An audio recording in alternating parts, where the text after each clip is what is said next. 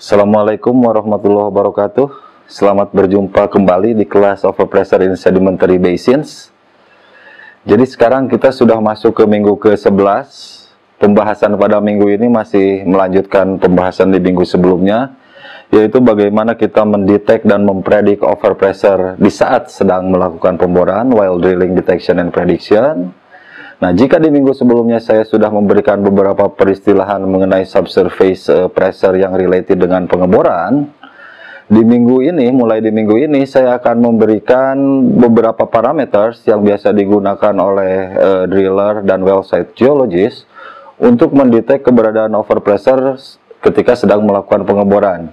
Nah, ini parameter pertama dan saya rasa yang paling klasik ini adalah di eksponen. Jadi di eksponen ini apa? Ini topik yang akan kita bahas, tapi saya kasih bocoran dulu sedikit. Jadi di eksponen itu adalah berhubungan dengan drilling rate, begitu ya, seperti itu. Jadi untuk memahami di eksponen kita harus tahu dulu drilling rate atau kecepatan pengeboran ya.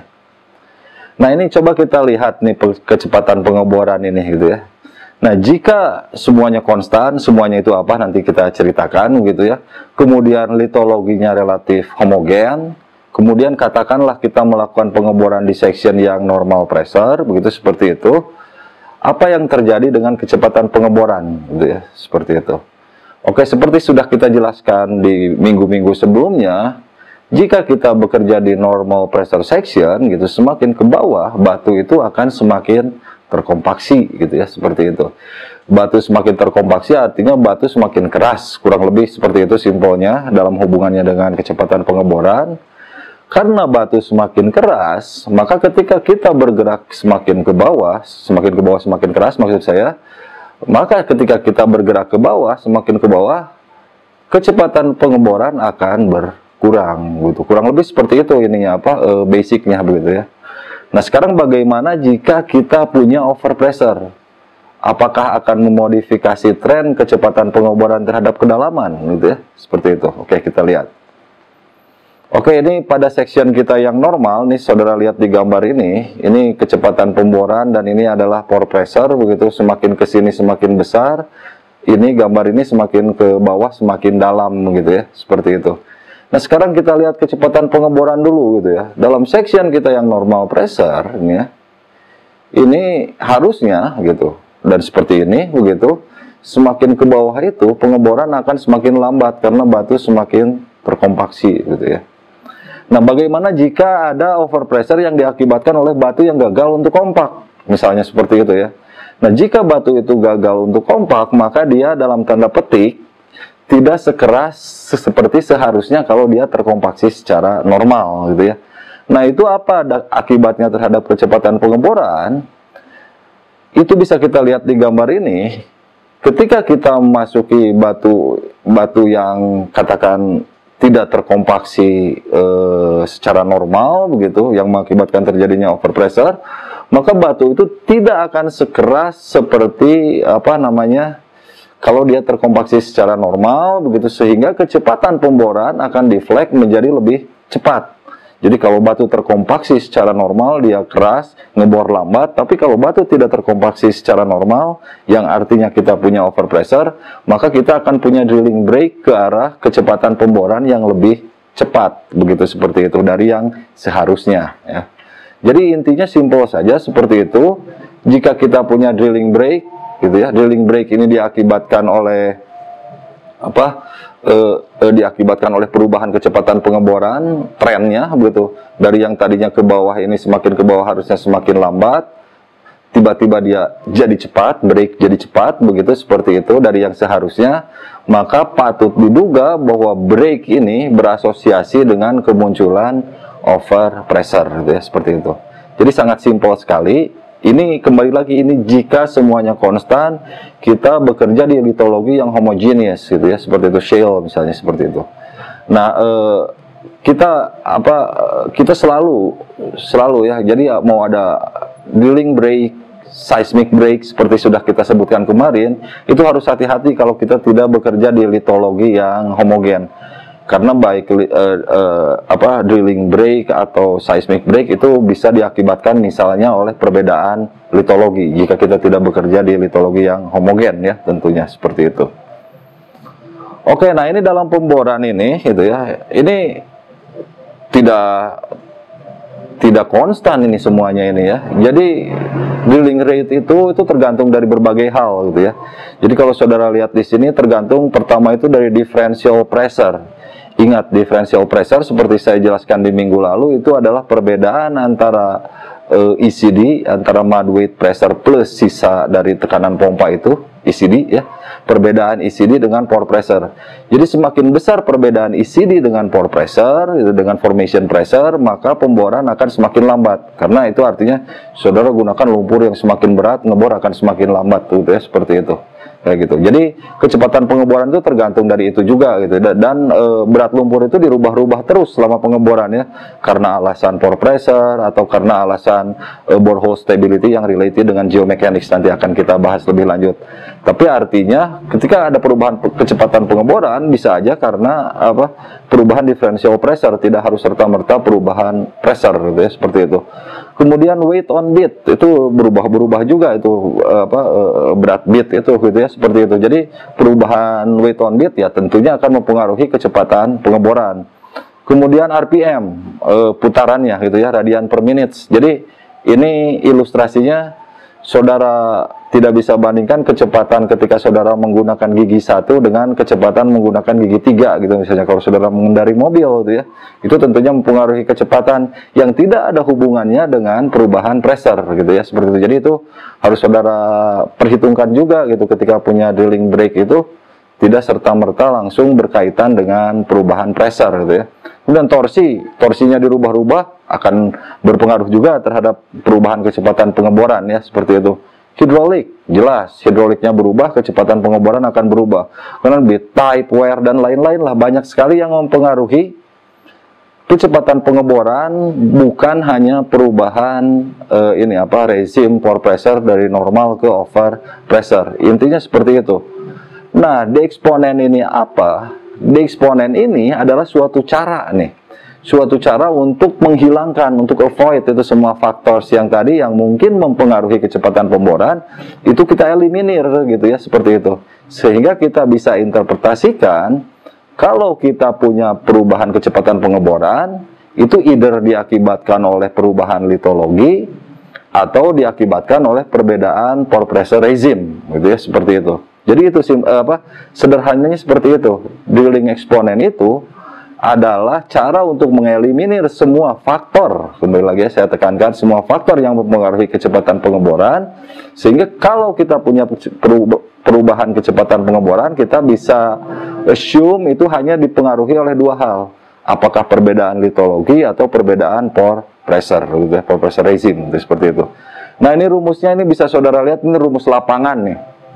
Kenapa saya sebutkan rumus lapangan? Karena kadang-kadang kawan ya wajar saja ya, kawan-kawan well site geologist, kemudian driller itu sudah harus ngebor capek-capek, dia nggak mau capek-capek lagi dengan unit conversion gitu ya, seperti itu. Makanya ini saya sebutkan ini rumus lapangan. Ini saudara lihat nih, ini deeksponen ini adalah 1.26, ini konstanta, ini R-nya nih ya, R-nya rate ini kecepatan pengeborannya. Drilling rate-nya ini meter per hour gitu ya, seperti itu. Kemudian ini N-nya ini radian per minutes gitu ya. Ini hour, ini minutes gitu ya. Kemudian weight on bits-nya ini dalam tons lagi ya. Kemudian diameter lubangnya dalam inch lagi. Jadi ini kita tidak perlu repot-repot unit conversion, sudah dikasih konstannya ini, udah gunakanlah ini gitu ya. Ini kalau kita kerja di metrik begitu ya. Nah, kalau kita kerja di unit imperial gitu ya, US units gitu, sama juga ini satuan lapangan juga. Misalnya ini kecepatan pemborannya dalam feet per hour gitu ya, seperti itu, tapi N-nya tetap dalam radian per minutes, beratnya dalam pounds, kemudian ininya apa namanya, diameter lubangnya dalam inch gitu. Tapi udah saya kasih konstan ini, masukin aja lah rumus ini, katanya gitu ya. Oke, ini membuat hidup lebih sederhana tentunya, kita tidak perlu berurusan dengan unit conversion ya, seperti itu. Oke, jadi ini misalnya untuk kasus yang tadi itu, ini adalah drilling rate kita, Kemudian ini adalah normalized drilling rate yang kita sebut sebagai D eksponen, yang sudah kita avoid semua faktor tadi. Nah, dari D eksponen inilah kita bisa menginterpretasikan, oh oke, ini kita punya drilling break di sini nih. Ini katakan ini litologinya relatif seragam, sehingga kita bisa interpretasikan drilling break di sini benar-benar berkaitan dengan kemunculan over pressure. Nanti kita akan belajar mengkuantifikasi berapa over pressure-nya gitu ya, itu di kuliah selanjutnya. Tapi secara kualitatif, drilling break yang dicerminkan dari D eksponen, drilling rate yang sudah dinormalisir pada litologi yang seragam itu mencerminkan perubahan pressure regime dari normal pressure ke over pressure gitu ya, seperti itu kayak gitu. Jadi ini seharusnya straightforward lah ini kayak gitu. Nah, kemudian kira-kira ini, kalau saudara ketemu kasus yang seperti ini kita lihat gambar ini ya.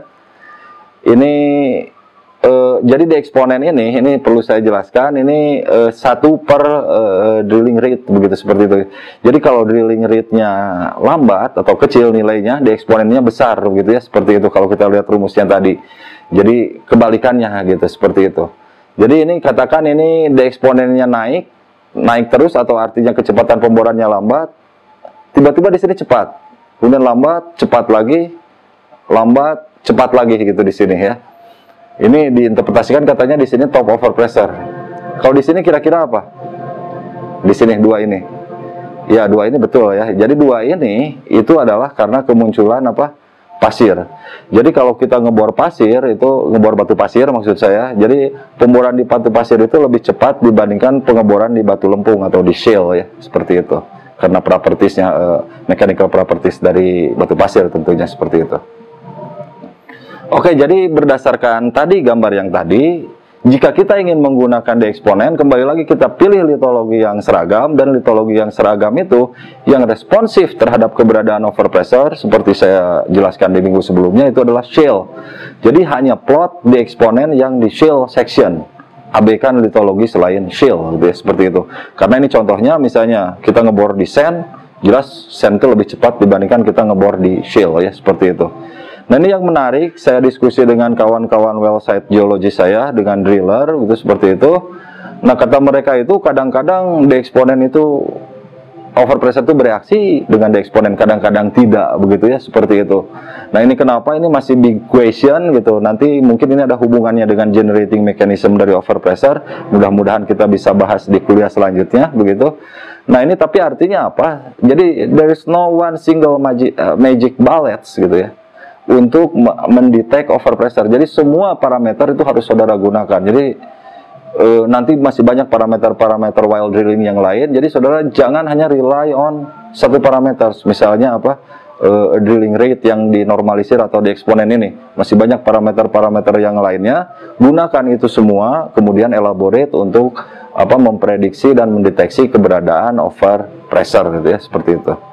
Jadi ini misalnya salah satunya kata kawan saya yang well site geologist, kalau ngebor sekarang itu Gus pakai ini katanya apa PDC bit katanya. Kalau dengan PDC bit itu dia ngekatnya itu ke samping seperti itu, di eksponen tidak bereaksi katanya, seperti itu. Mungkin kasusnya seperti itu, mungkin tidak gitu ya. Itu masih perlu research dalam hal itu. Karena saya menemukan hal yang otherwise gitu. Jadi misalnya ini di South Sumatra Basin, sumur baru, ini tahun 2011 atau 2012 saya lupa gitu ya. Ini di drill dengan PDC bit gitu ya. Ini saudara lihat nih di gambar ini. Jadi ini sonic, kemudian ini corrected di eksponen gitu ya, seperti itu. Jadi sonicnya ini saudara lihat, ini normal, kemudian di kedalaman sekitar 4000 dia deflect ke arah low velocity atau high sonic begitu, seperti itu. Menandakan kemunculan overpressure. Jadi datanya yang ini saya plot di shale semua ya, seperti itu. Sudah saya pisahkan dengan cutoff gamma gitu, seperti itu.